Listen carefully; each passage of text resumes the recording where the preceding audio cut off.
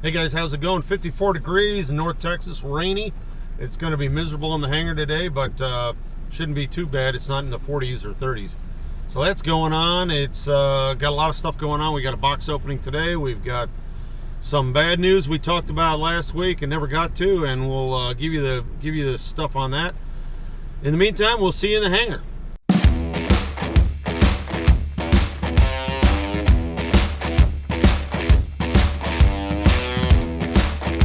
Hey, let's see what Beth's up to. She's working on a fuel panel. Drilling rivets. Hey, you're drilling rivets. You having fun drilling rivets? Yeah. How many rivets have you drilled before?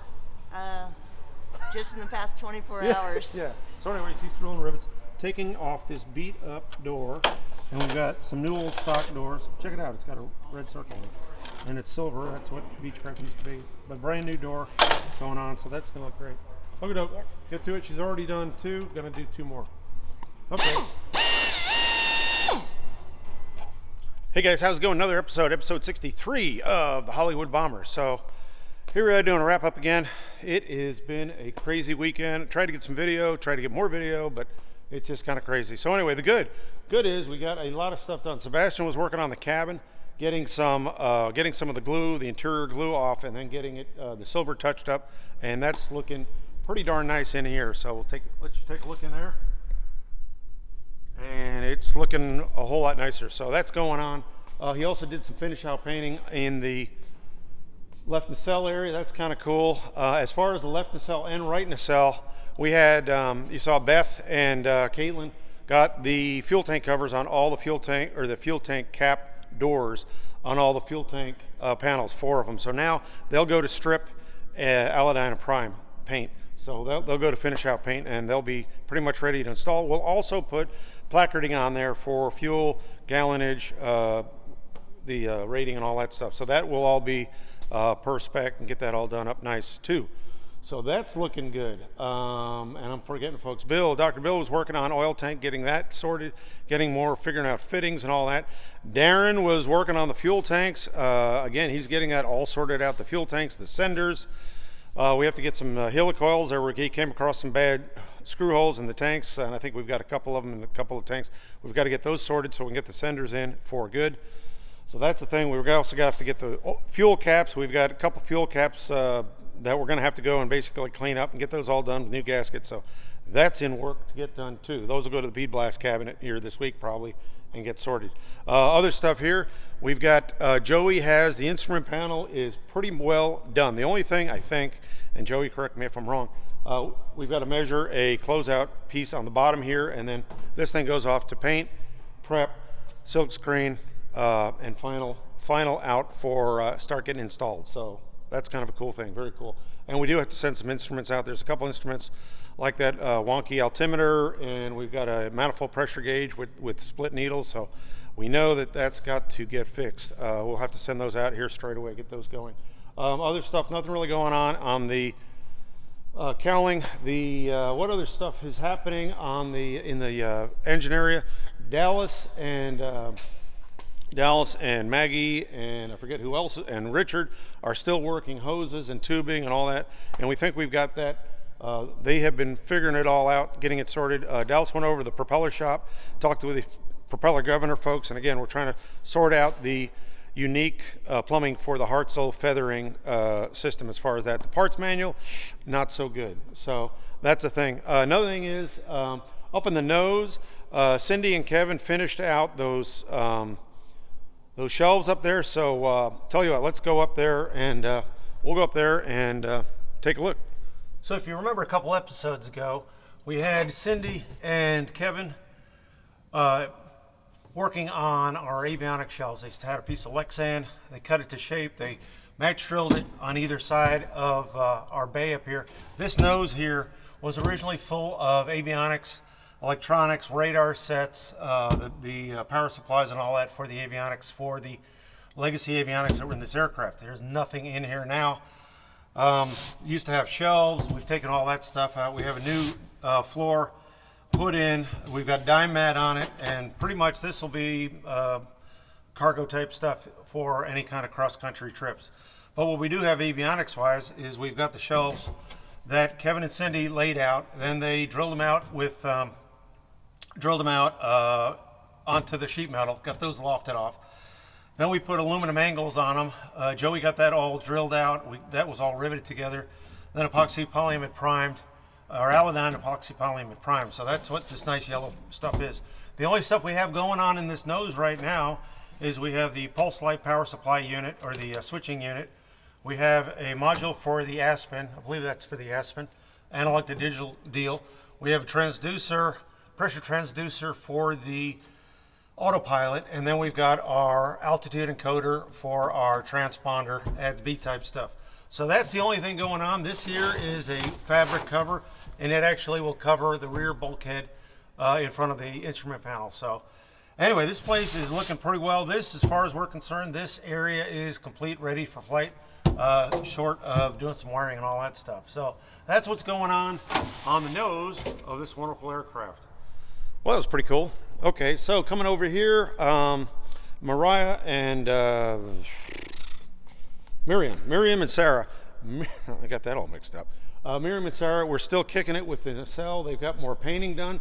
As you can see, it's starting to brighten up in there, so it's looking pretty good. They're getting all the goo and stuff off there. And a lot of this was actually painted black, so they're getting that all cleaned up, all sorted, and then we're putting our silver pan in here. Helps out with inspection and all that stuff. So that's coming out quite nicely. So that's kind of good. So that's all the good stuff that's going on. We took the window out, took the escape hatch out because Sebastian was in there. We didn't want him to go woozy on us, so we got that out to get some fresh air in there. So it's cold, it's cool in the hangar, not too terribly bad though. It's kind of like the air conditioning is on really cold, so it's really not too bad so far. Hopefully this January, February won't be too brutal to us, so I'll have to see how that goes. So that's kind of the good news, just lots of great stuff going on. Again, I apologize for not doing enough videoing, whatever that is. So that's the good stuff. The bad stuff, so let's tell you about the bad stuff. So this is a part here that goes in the bottom of the control area under the cockpit. It's a walking beam type assembly. The control cables hook up to the bottom here, this T section on the bottom where the tag is. And this is a subject of an airworthiness directive. So we pulled it out to do dye penetrant on it. The way it's set up is this tube. I believe this tube is a steel tube with steel end fittings. And then the green part here is magnesium. So subject of an airworthiness directive because it does crack up where these looks like bolts, but these are actually taper pins that hold all this together. So they have problems with it cracking out. Ours, right where my thumb is, ended up getting a crack out. I think I had that in the last episode or two. So ours, this is cracked, so no good. Anyway, we went down to another aircraft at a salvage facility and said, hey, you know, there's one there in the belly of that thing. We'll go grab that. That should be in pretty good shape because it was a flying aircraft. We pulled it out of the aircraft, and then what do we find? It's got dye penetrant in a crack that was a flying aircraft before it got scrapped. So this one is shot. Again, no good. Not good at all.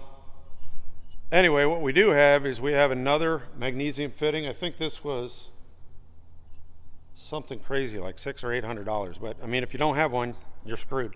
What we would like to do is we would like to maybe look at an alternate material and beef this up. If anyone out there has a scanning capability, we'd like to look at maybe getting it scanned and then have a new one machined. Again, this will get us through. We can build a unit up for this aircraft for now, but what we'd like to do is do an alternate beefier deal and do a hog out of aluminum, machine it out of aluminum billet. So, and then that way, as beefy as it will, and again, we might take a penalty of maybe a quarter of a pound, a half a pound. It's never going to crack again in our service life. So that's the bad news. So we have the good and the bad. So this is going to take us down. We're going to have to get some machine shop, local machine shop capability to get our taper. Again, these are taper pins, not bolt holes. So we've got to get that done. And I believe Mike from Tulsa did some research on that, and it's I think it's a round and sharp number 5 taper. I think I may have that wrong, but so anyway, that's a little hold up, but we'll work through it. Other than that, everything is doing pretty well. The crew is doing great. We have some new faces. You've seen some new faces on the team. Some of the old faces, they just come and go, and it's all good. Normally, every weekend we have about a dozen people working on the aircraft, and it's tough for us because we're all working together and we're all doing different things and running around crazy, helping each other, teaching the noobs. So it's all great stuff, but it is kind of, Fridays and Saturdays are kind of crazy. The Fridays are kind of the retirees, and they're on cruise control, and we call those the tortoises. They just they're on a task, and they're like a pit bull, and they just keep chugging along. The Saturday folks are the younger crowd. We call those the hares, and they just move fast, ding, ding, ding, all over the place. And both of them have a different culture and all that. The neat thing is Fridays and Saturdays we all do lunch. We go out to lunch, local burger place or barbecue or something like that, and we have a great time getting together, talking airplanes, talking Warbirds, fixing stuff up. So that was the good and the bad up there you saw. Well, this is the ugly. We did a silly thing. I saw this on Facebook Marketplace, and we're going to need a tug to push the bomber around. So this is a little, we think it's about a, I don't know, 2000, 1990, I don't know. Stuart Stevenson tug. It's supposed to have about a 4,000 drawbar pull. It's got a Ford 300 6-cylinder in it, and it was missing a starter, missing the alternator, it's missing this, missing that. It had a little bit of this, a little bit of that. So anyway, we're going to be getting this thing going. Dallas and I are doing that, and hopefully we'll get this thing going, maybe give it a spiffy paint job, some of the best Rust-Oleum out there. So that's the plan on that. If you guys want to, comment below. If you want us to do that as kind of a separate deal, is will it run? Will it ever run? Will it get going again? Will it leave skid marks out on the ramp? Who knows? But if you guys want us to do that as a separate thing, Dallas and I could do that, and we'll just set a camera up and do that stuff. I think it'll run. I'm pretty sure it'll run. Looks like all the big parts are there, but it's got a 6-cylinder Ford 300 cubic inch engine with a C6 automatic transmission. So it's kind of Fred Flintstone simple, but we're going to get that thing going. So that's what's going on in this episode of Hollywood Bomber. Again, thanks to all our vendors, all our supporters, all our suppliers. Big, huge shout out. We're going to do some more box opening. I didn't do one this week. We had one from McFarland. They sent down some CHT sensors, kind of just simple gasket type, but we'll open that next week. A lot of other stuff going on. Hopefully we'll be mounting the fuel flow transmitters and all that stuff. Dallas has engineered a bracket to install that, so that should be kind of cool. And we'll be making brackets for both number 1 and 2, so both Dallas and Richard can get that knocked out and get that sorted, and then we're going to start getting hoses hooked up, get this thing going. So that's what's happening there. Just lots of little things, but it's going, and this plane will fly. We'll see you later. Like I said before, this is the Hollywood Bomber. That's the project. The channel is HangaRatz. I'm Bill, and on behalf of the whole team, go have a great holiday, have a great Christmas and all that. And we're going to see you guys probably after the new year. We're going to take a weekend off, but we'll see you guys after the new year. Have a good one. Have a safe one. Enjoy time with your friends and family. HangaRatz out.